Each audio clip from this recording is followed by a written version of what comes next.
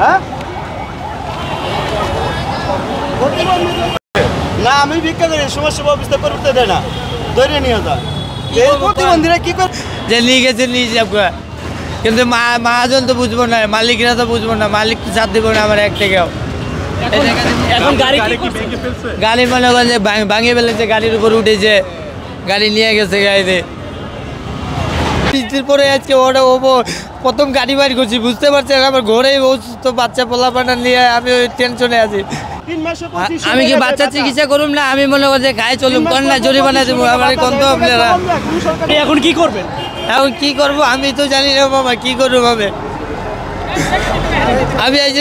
15-20 দিন পরে আজকে ওটা প্রথম গাড়ি বাড়ি করছি বুঝতে পারছেন আমার ঘরেই অসুস্থ বাচ্চা পোলাপানা নিয়ে আমি ওই টেনশনে আছি এরপরে এই জরিমানা আমি দিব কই থেকে করেন আপনারা নর্মাল 70,000 টাকা জরিমানা নিব বাবা আবার এত দিন মনে মনে এই বেটা গাড়ি গ্যারেজ প্রথম আজকে গাড়ি নিয়েছি বুঝতে পারছেন অবশ্যই জানাইছি তারপরে ওনাদের পা ধরি মনে হচ্ছে পা ধরছি কইছি যে মামা আমার ভুল হয়ে গেছে আমি জানিও না মূর্খ মানুষ লেখাপড়া জানি না আপনার পাও ধরি কই আমার ছাড়ি দেন এটা কি আমার ভাড়া গাড়ি নিজের গাড়ি হইলে আমার কারো কৈফত দিতে হইতো না যে মনে বুঝ দিতাম এত দূরে কথা মামা যে 70 পয়সা তুমি আমার ঘরে এক পোলাপান ছোট 10 বছরের পোলাপান বুঝছেন বাচ্চা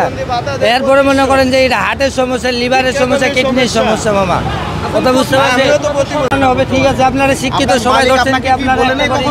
কি ধরছেন আপনারা ক্যামেরা ধরছেন ভিডিও করতেছেন আমরা তো মূর্খ মানুষ আমরা লেখাপড়াও জানি না আমরা কেমনি এত কিছু মাথায় মেধায় নিব কর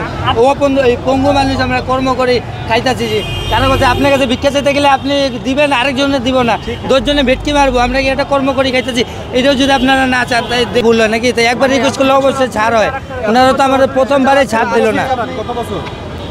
কত বছর চালান গাড়ি তো চালাই মামা প্রতিবন্ধী তো মনে হয় যে অনেকদিন আগে থেকে গাড়ি চালার বয়স অনেকদিন নর্মালও ঢাকা শহরে থাকি 10 বছরের উপর